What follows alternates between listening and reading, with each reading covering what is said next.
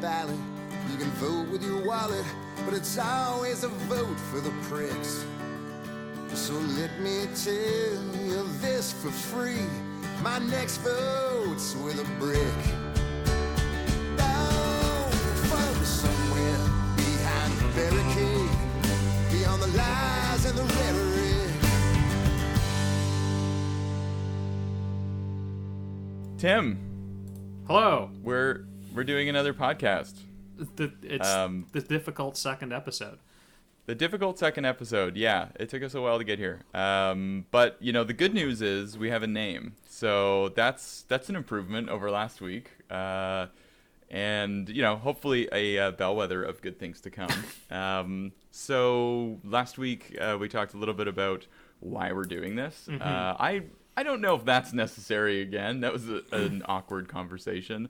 So maybe I'll talk about the new name. So the name of the show now is Vote with a Brick.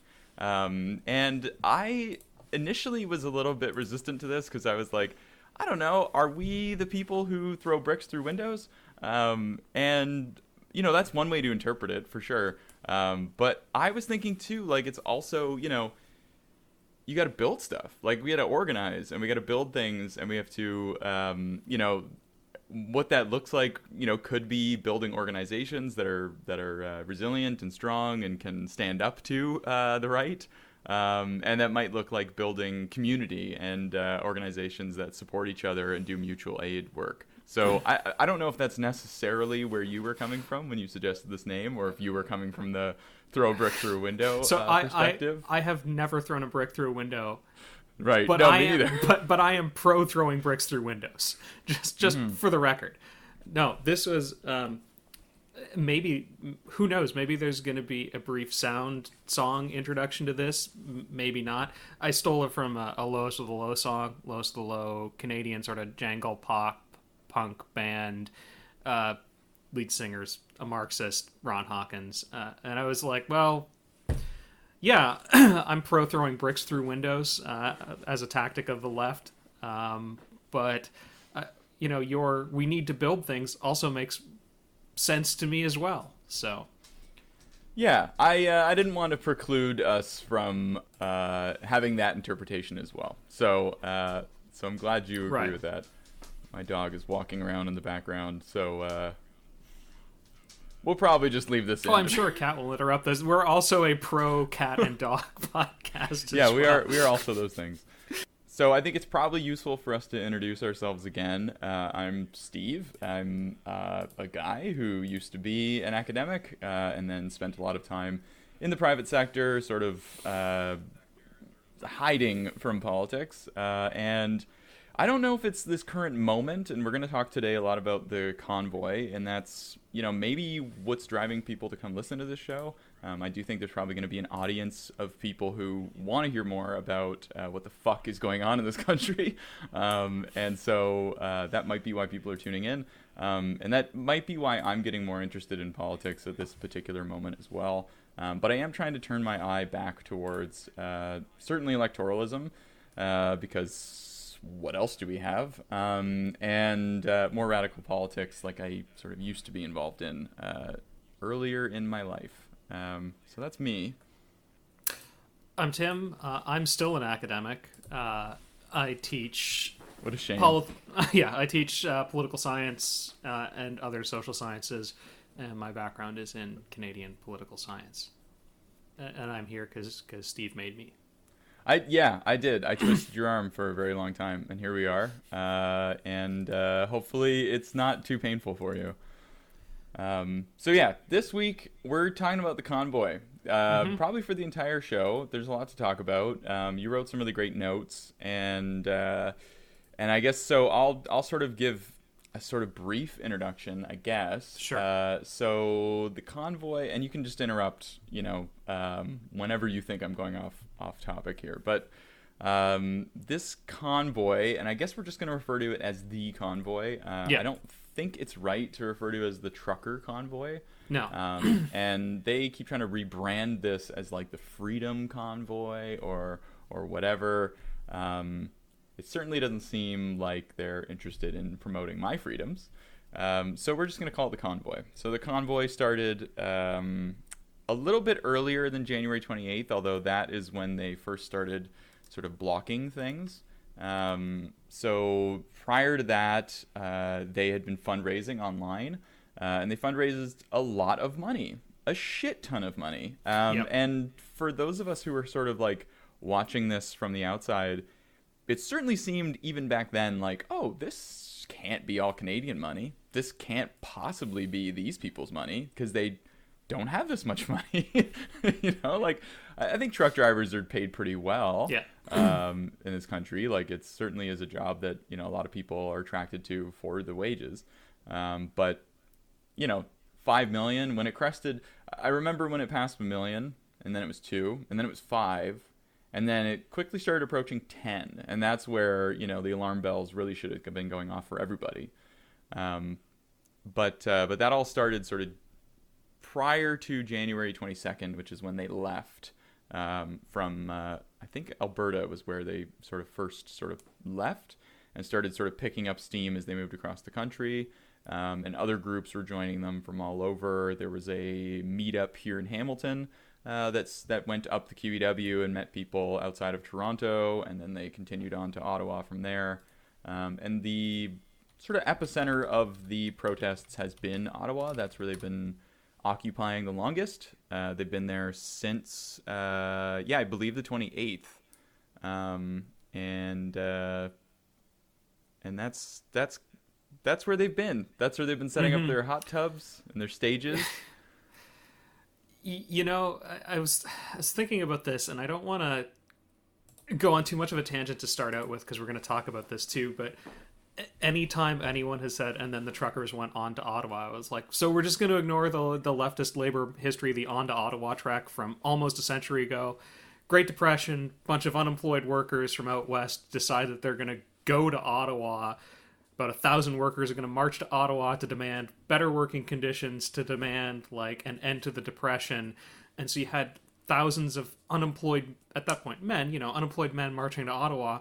And the RCMP was just like, well, this seems bad. We can't even possibly let them get to Ottawa because if you get a bunch of unemployed people in the national's capital, it's going to be bad. And like, there was a riot, people were shot, the RCMP didn't even let them get to Ontario. And anytime anyone, I've heard not even a phrase, just the series of words, on to Ottawa, I'm like, yeah, this is a thing that happened, and there's some parallels here that are worth talking about, which we will. Okay, that's me done yelling in my first tangent. Yeah, well, I mean, that parallel was not lost on me either. The other parallel that people have been making, obviously, is with the police treatment of the protesters versus, water defenders and Indigenous activists. Wet'suwet'en is that's come up quite a bit because that's sort of fresh in our memories. I also was looking at today. Google Photos reminded me of a solidarity protest that I was at in Toronto 2 years ago. Like 2 years ago today, I was at a solidarity protest, protesting the police for their handling. I mean, of everything. Yeah. Well, sure, but specifically the handling of land back activists, and spraying people with water in the middle of the winter and beating the shit out of them, going into cabins and pulling people out in the middle of the night. Those are tried and tested tactics of the RCMP and of the police generally. And in this case, they're, hugging people and patting them on the back. So I know we're going to get into that.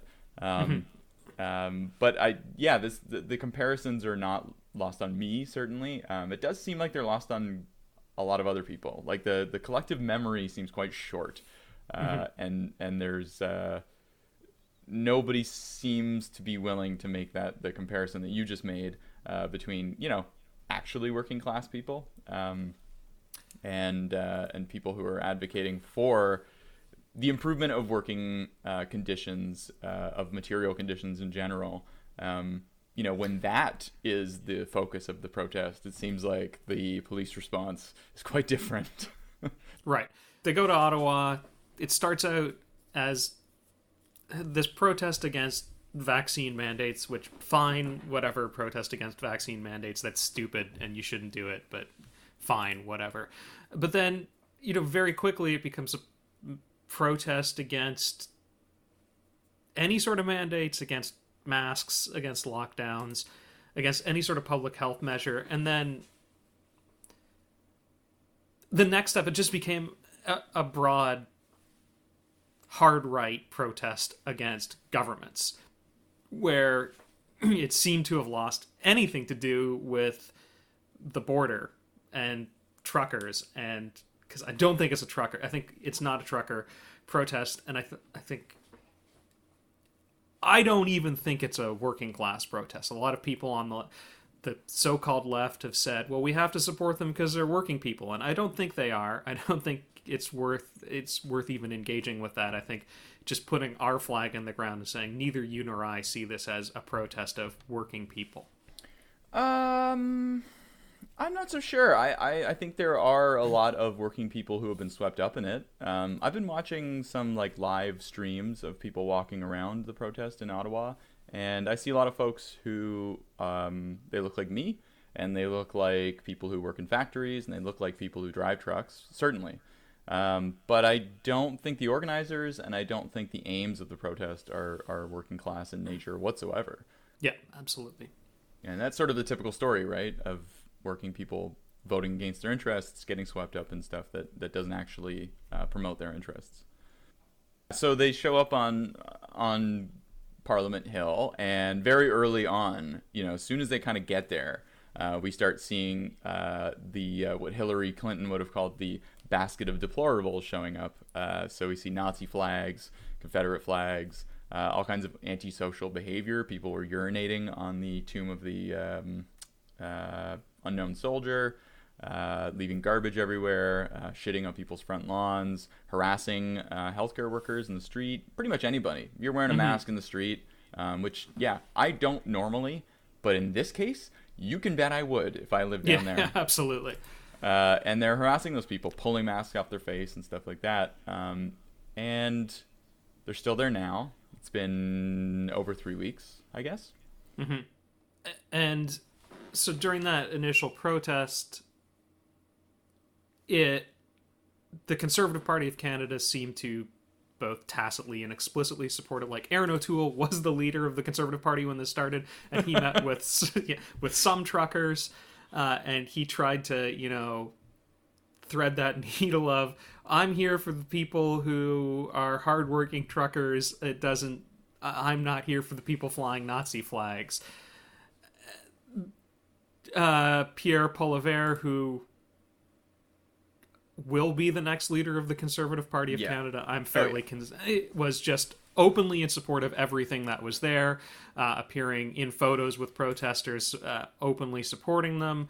We saw many sitting members of Parliament either tacitly support them or explicitly support them. And recently I saw that Aaron O'Toole was ousted as leader of the Conservative Party, and the new interim leader tweeted out that the Conservative Party is not going to rest until all mandates are ended. So the new version of the Conservative Party, which is different than the version 2 weeks ago, is now the pro-convoy party, right? Like, they have adopted, the new interim leader has adopted the line of the convoy protesters as soon as she became leader. Well, not just her, right? Like, this is what's been really interesting in the last couple days. There's been a couple developments here in Ontario specifically, but we're starting to hear our own premier now, Doug Ford, parroting these same lines, right? Well, you can get sick if you have if you're triple vaxxed, you can still get COVID, and so what's the point? And we're all sick of masks, It's like, yeah, I'm sick of wearing condoms, but I still. I still protect myself, We need to protect ourselves. That's the whole fucking point of this entire thing. I'd like to thank you for saying the quiet part out loud about the parallel between masks and condoms. It's like we were all thinking it, but only you is the one who would say it out loud. The protest spreads. Border crossing Coutts, Alberta was shut down for weeks. It was eventually ended. There were criminal charges of conspiracy to commit murder against some of the protesters there. after they found body armor and assault weapons. Sorry, the charges, just to be clear, the charges are against the protesters, not that there was a plot to kill protesters. Right, correct. Okay. The Ambassador Bridge in Windsor, which I think is something like 70% of Canadian-American trade crosses that border crossing. It's 25%, but yeah. That's a huge... I mean, 1/4 of all trade is going across one bridge. Yes, yeah. Was shut down. We saw protests in Toronto, in Winnipeg. I think there's one still ongoing in Winnipeg at the time we're recording this, but all over Canada. And okay, that's the background. Great.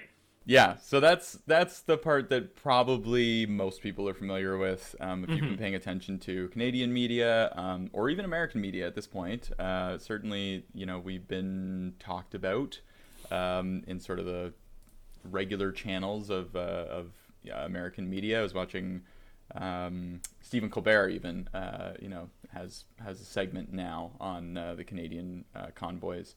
And these protests as well have spread not just throughout Canada but across the world. So there are protests. I saw some footage from New Zealand.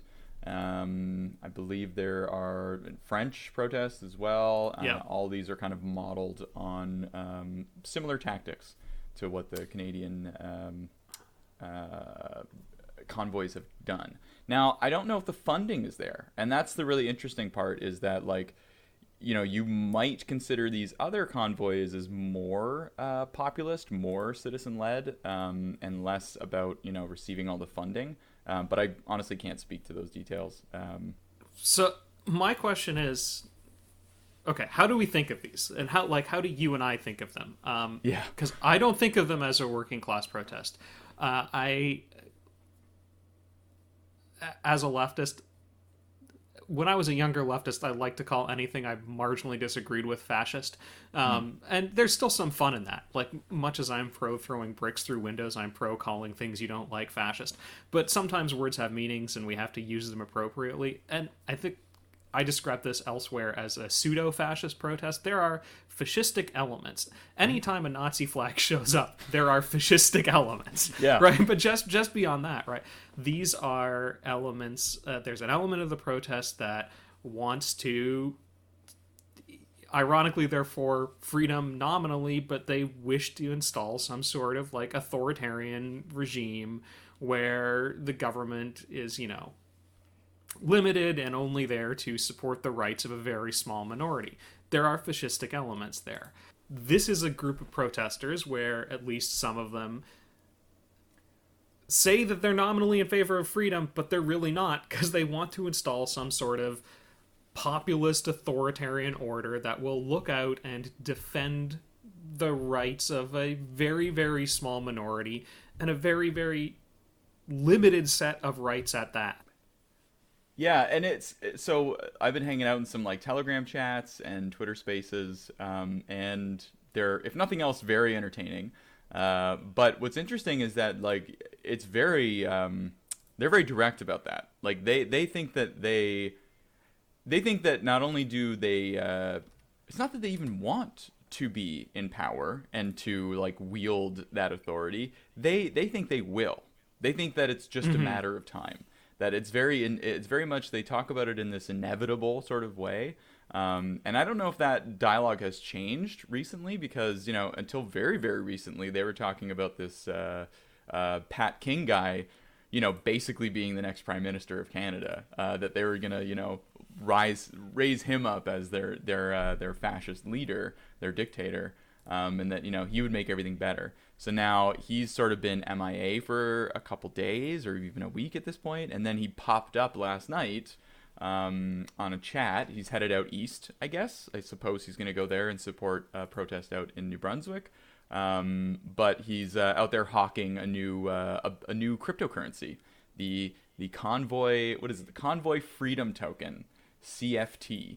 And he can barely explain what the fuck a cryptocurrency is, but he wants everybody to buy in. and he's pumping it like it's a pump and dump, you know, and he's pretty explicit about that. He's like, you gotta buy it because the more people buy it, the more valuable it'll be. And it's like, yeah, dude, that's what pumping a currency is. That's what it looks like. That's exactly what it looks like. So it's incredible. Like, it's from beginning to end, it's a grift, you know. It was Tamara Lynch. It was a grift with her, and they somehow they were able to find a way to get a lot of money in, and we can talk about why that is. I have my own theories. I'm sure you do, but they were able to get a lot of money coming in, and in some ways, that's what made this as big as it is, and has I think.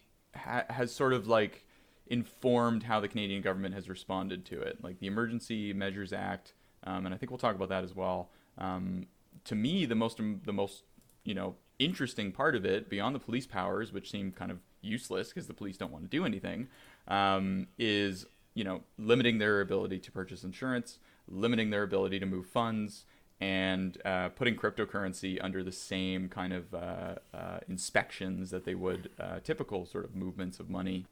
I guess there's a grifting element to it.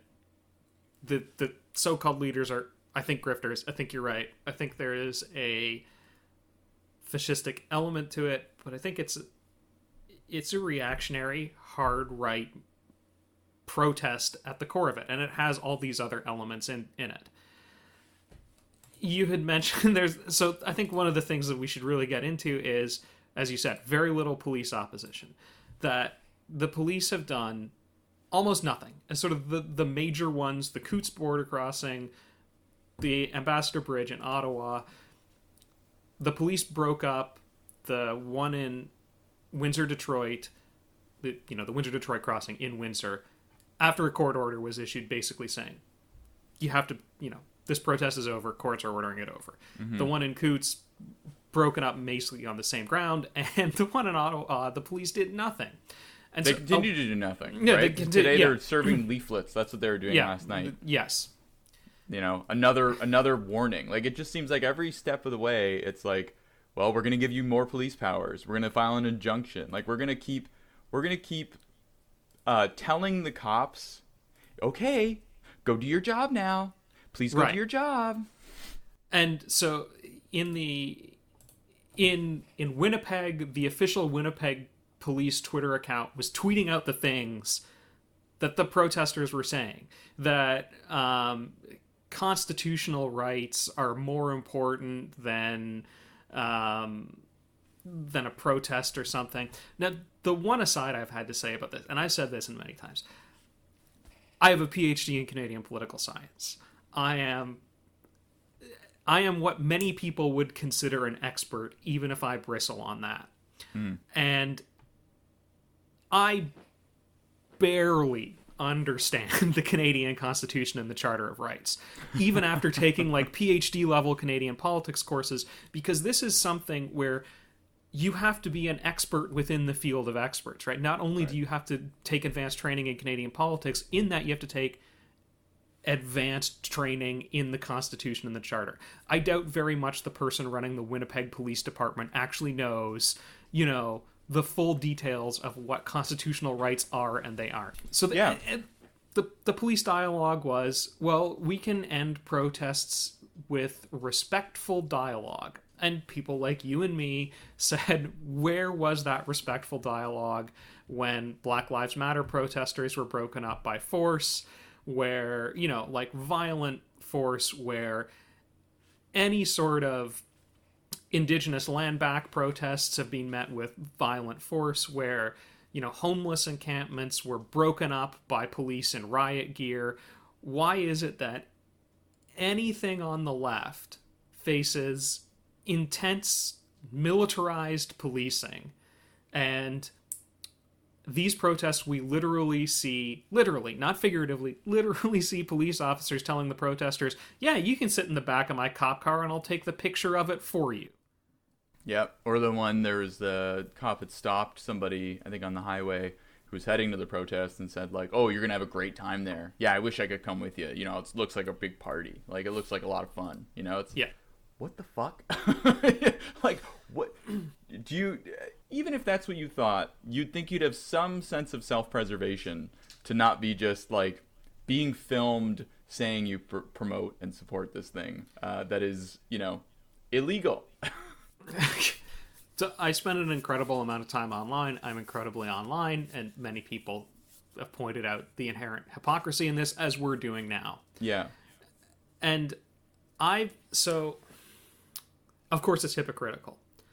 And I long ago stopped posting on social media about conservative hypocrisy because I just find it mind-numbing. Just and it's an echo chamber. And the moment for me was when American Senate leader Mitch McConnell, after saying he wasn't going to confirm Obama's Supreme Court pick a year before an election, that he was going to rush through Trump's pick. And everyone is saying, oh, blah, blah, blah, hypocrisy. And the reason I stop pointing out hypocrisies like this is I don't actually think it's hypocritical. Because as soon as you understand broad conservative politics as a politic about defending class rule, about defending the position of the ruling classes and their power base in society, these hypocrisies make a lot of theoretical sense, where we will police protests that might threaten the status quo, because if the status quo is threatened, it will threaten class rule. But we won't really support this protest because at the heart of it, the Convoy protest is basically saying more of the status quo. Right? It is a reactionary protest that says class rule is just fine. We want more class rule. We want all of these restrictions gone so we can open markets back up even more than they already have been through the pandemic. So yeah, I mean, sure, it's fun pointing out that Aaron O'Toole tweeted out that he wanted to end the illegal blockade when Indigenous protesters were blockading roads. Is that hypocritical? Sure. Did it surprise me? No. And so I've seen everything that's happened for the past few weeks through that lens of, like, this is ruling classes defending their class position. Mm-hmm. Yeah, I don't necessarily think that the people who are participating in the convoy even understand that. Like you mentioned, you know, understanding the charter is very difficult, complex. Mm-hmm. You know, the sort of intricacies of how that relates as well to the Emergencies Act that was just enacted as well. Like, these people don't understand. I mean, I don't understand it. I'll be honest about that. You know what I mean? Like, I to the degree that I understand that my rights sort of begin and end where they infringe on someone else's, like, you know, that seems quite simple to me. And, you know, it seems like they don't even necessarily have an understanding of that. But they certainly don't understand all the intricacies that, to the extent that they claim to. And, you know, you can go as far as, like, these people who are supporting the so-called Queen of the Kingdom of Canada. I don't know if you've heard about this lady. No, I haven't. I don't know. Do I want to? This seems like something I don't want to hear about. I mean, yeah, it depends on how far you want to go down the rabbit hole, but there are certainly there are people within this protest movement who are deputizing themselves as police officers. Good. Claiming that they have the authority to arrest Canadian police officers, you know, OPP and local jurisdiction police officers, RCMP, because their authority supersedes that. They've been granted these authorities by a so-called Queen of the Kingdom of Canada, which they're claiming is sort of a sovereign entity onto its own, because we've broken away from the British Empire, right? Well, because we claimed our independence from the British Empire, therefore we should have sovereignty over our own citizens. And this queen... Okay, like... I know. I don't want to go down that road. I don't actually think I'm a Jedi Knight when I play Star Wars role-playing games. Yeah, so So that's kind of, that's sort of the far end of this, right? And unfortunately that sort of bleeds in. Like, those people are all sort of involved.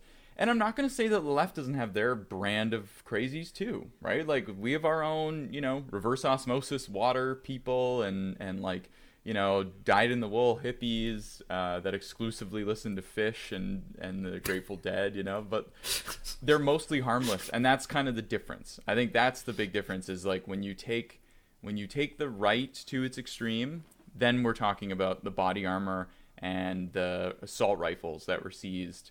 Not just at Coutts, Alberta, but I've seen now, I think last night, there was more weapons seized at a different protest. Like, the scale is very different. Like, we're talking about people who believe some pretty crazy things, but one group wants to cause violence, one group wants to seize power for themselves and elect their own, not even elect, they want to assign their own dictator from their ranks. And of course, they can't decide on who that person is, which is the funny part of participating in these Twitter spaces, certainly. I think the other thing that's easy to do, my short form for a lot of things is to go to the Rage Against the Machine line, right? Some of those who work forces are the same who burn crosses. Mm-hmm. And I think we've absolutely seen that some of these police officers are on side with these protesters. Mm-hmm. But I also think that's sort of the easy out, because I think we also have to look at those power relations that exist in society and say, it's not just individual officers, it is structural forces. Because at the end of the day, the police broke up the protest in Windsor when they were ordered to, right? Mm-hmm. Now you will go and do it. And so I think, obviously there are, far-right fascistic police officers. But there's also a set of structural power where the structural power relations where, we don't really so much care about this protest. It's not really threatening the status quo. And so I think it makes a lot of sense to think about both things, right? Why is it that police organizations, as they get more militarized, become, attractive to pseudo-fascists? But also, I think you just answered the question, right? Like, they're LARPing, like to a certain degree, these militia people, and to a lesser degree, I would say the convoy people, like, they're LARPing. So should we talk about the left? Let's talk about the left. Do you want to talk about the left?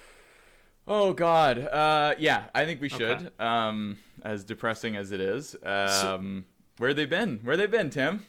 I don't know. So okay.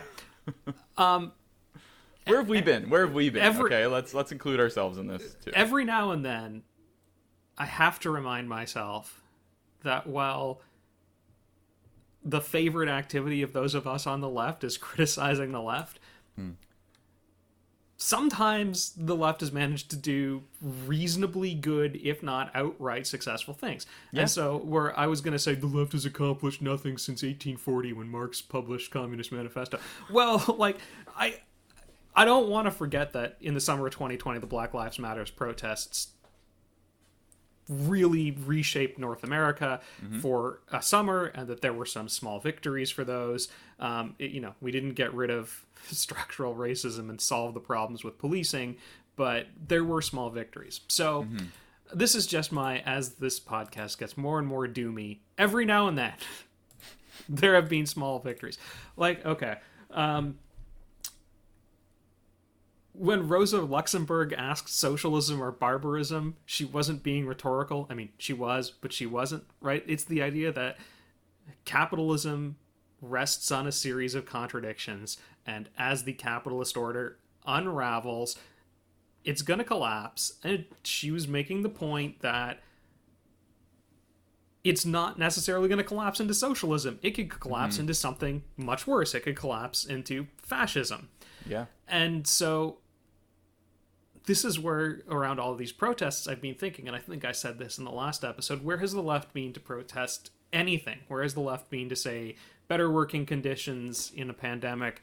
Why don't we just pay people to stay home and do nothing rather than actually go to work?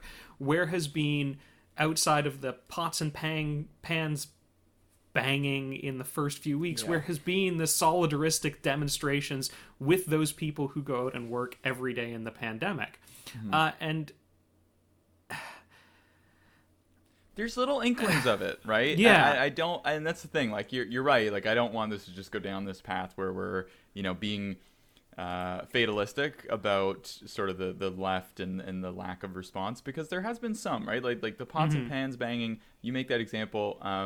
When the convoy tried to show up in Toronto, there was a counter protest organized by health workers, and shit tons of people came out, like way more than there has been in Ottawa.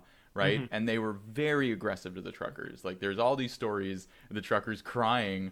And I'm saying truckers sort of, again, like I don't want to paint this with broad stripes, because again, 90% of truckers are vaxxed. 90% of them are still working, right? There's a very small minority of a small minority.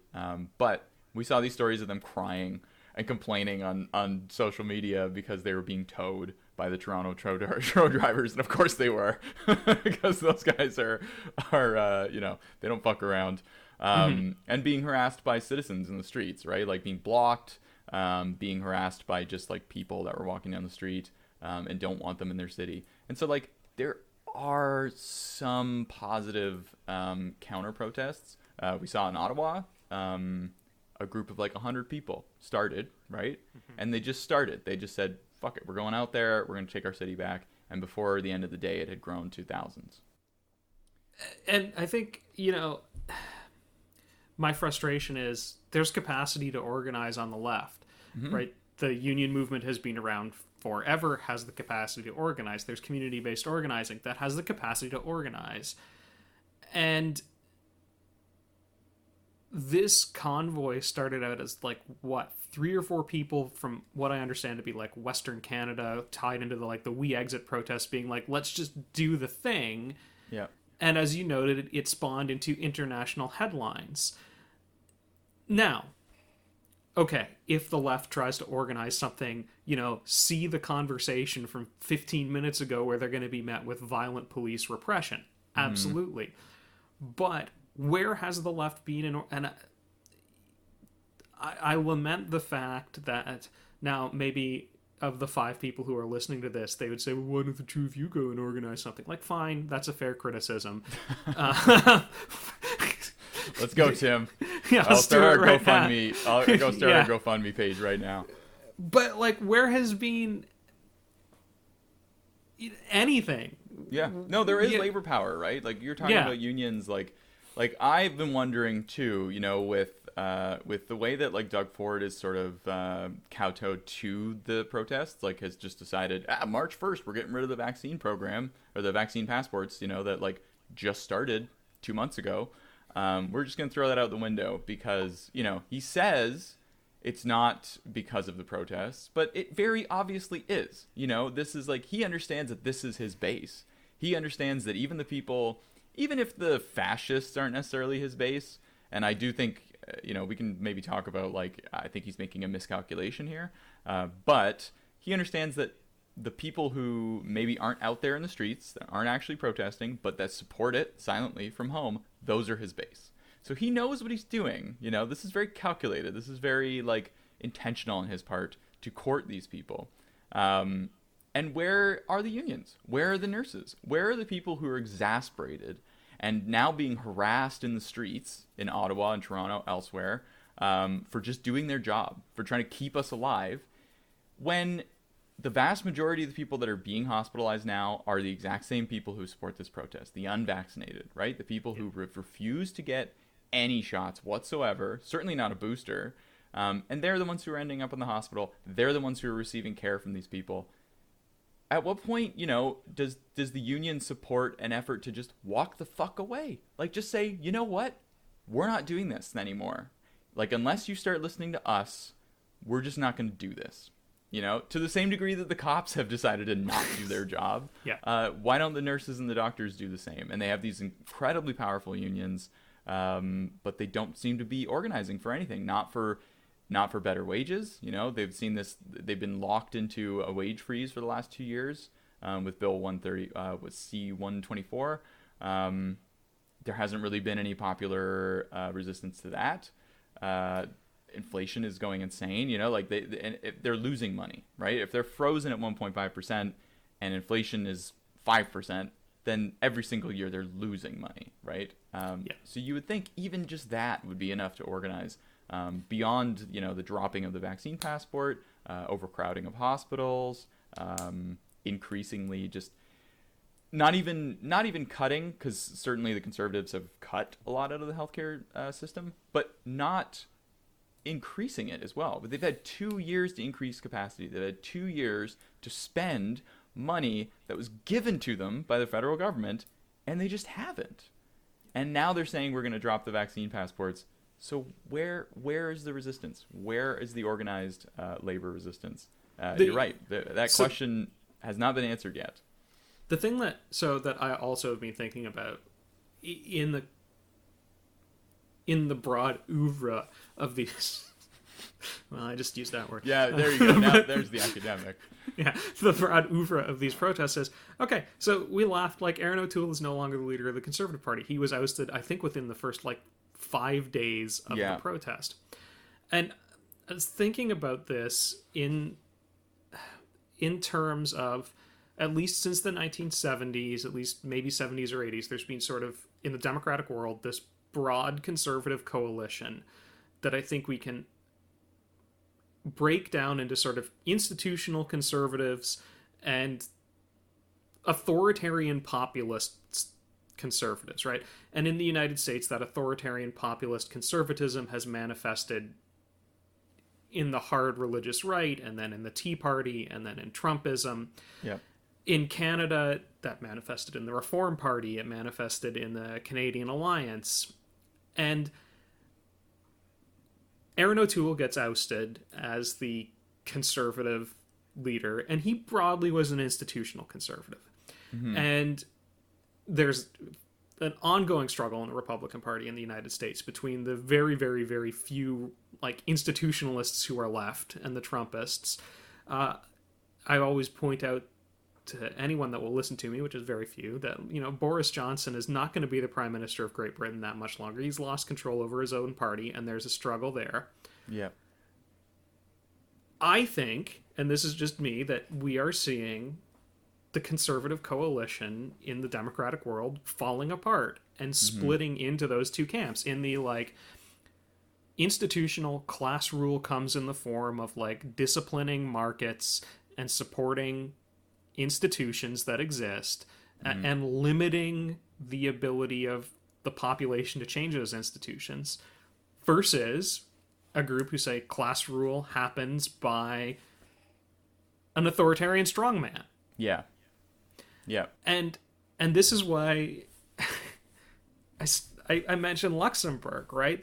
The left is going to be caught flat-footed. If the conservative movement does shatter any further, there needs to be a cohesive response from the left to say, okay, we present a different form of vision. Mm-hmm. And I think everything here is sort of okay, so how do we organize that? What do we do? And again, there were some bright spots around organizing around Black Lives Matter, where there was a groundswell movement saying, we can organize a different type of politic. And it's disheartening to me that, and sure, that absolutely, there were grassroots, as you mentioned, anti-convoy protests in Toronto and Ottawa, and I'm sure elsewhere. Mm-hmm. My concern is these just vanish into the ether, and there's not a sustained movement to build this into either a parliamentary or extra-parliamentary force. Yeah. Increasingly, there just is no center. Increasingly, it's just, people that were sort of left-leaning centrists are starting to go, oh, I better do something. This is not good. This is changing. This is getting to a point where I need to maybe start getting involved. And to some extent, there is that happening. One thing I wrote down in my notes here was the Ram Ranch resistance. Have you heard about these folks? No, I have not. So within these Twitter Spaces and Zello chats and Telegram, there's been a group of people who have been basically going in and monkey wrenching these organizing platforms. So they're going in and they're playing this song, and maybe I'll put a snippet of it here in the podcast. 18 naked cowboys in the showers at Ram Ranch. Big haired throbbing cocks wanted to be sucked. 18 naked cowboys wanted to be fucked. Cowboys in the showers at Ram Ranch on their knees wanting to suck cowboy cocks. Ram Ranch really rocks. So yeah, there's we're sort of going back to these sort of tried and tested tactics, right? Culture jamming and stuff like that to kind of like counter their movement. And it feels like in some ways we're starting to kind of compete over the same ground in terms of tactics, in terms of politics, in terms of like the body politic generally, like the left is starting to respond to the growing movement towards fascism and like the right wing kind of swing in general. And at the same time, the institutional kind of conservative parties and organizations are eating themselves alive. So there's maybe some hope in there. I don't know. Like I'm hopeful that there's hope. Yeah. So the dynamic that maybe we're up to 7 listeners now, and the dynamic that you may have noticed is like Steve talks a lot and rambles, and I'm still an academic who gets frustrated and tries to sum things up like I'm running a seminar. So okay. We're pro brick. Mm-hmm. I think we discussed we're pro cat and pro dog. Yes. We're anti fish the band. I mean, I am personally. I'm fine staking that claim that we are an anti fish podcast. I mean, listen to what you like, Yeah, sure. Okay. But I think my takeaway from this is I've been reading this protest as through the lens of class, and that I think when you understand that before anything else, modern conservative politics are about protecting class privilege, that a lot of the responses of conservatives to this protest make a lot more sense, at least to me. And I think from there, this goes to my broader question of where is the left and a different sort of class response? And we can find snippets of it. We can find pieces here and there. And I think those things are worth pointing to. But I would really like to see and participate in a broader left politic that comes out of the pandemic and says, actually, we need to do better for working people. Mm-hmm. Yeah, I agree. We talked about this last week or whatever, 2 weeks ago, and I think we've sort of been weaving this throughout this conversation as well. And maybe this is a good place to end things, but yeah, that's where we need to go. That's where the left needs to go, because what I'm seeing in Ottawa, what I'm seeing throughout these convoys, is a lot of angry working class people who have been lied to. They've been told a lie that their material conditions are going to improve if they support this protest, if they support this movement and these organizers and these people. It's a bold-faced lie. Like, they're grifters. They have no intention of actually improving the working conditions of the people that are supporting this protest, and yet they've been able to galvanize that support. So, that's an opportunity. I see that as an opportunity.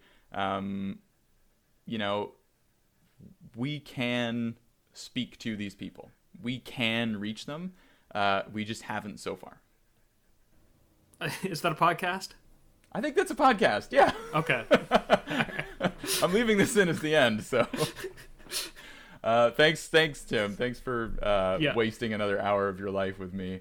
The last thing I would say is, if you're a centrist and you're listening to this, do something. You're upset, you're angry, do something, because they're not going to rest. They're not going to stop. And to the degree that we sink into barbarism, it's going to be through the inaction of regular folks like you and me and anyone who's listening to this stupid podcast. So thanks for listening. Thank you. Well, I'll meet you on the barricade in the cool defiance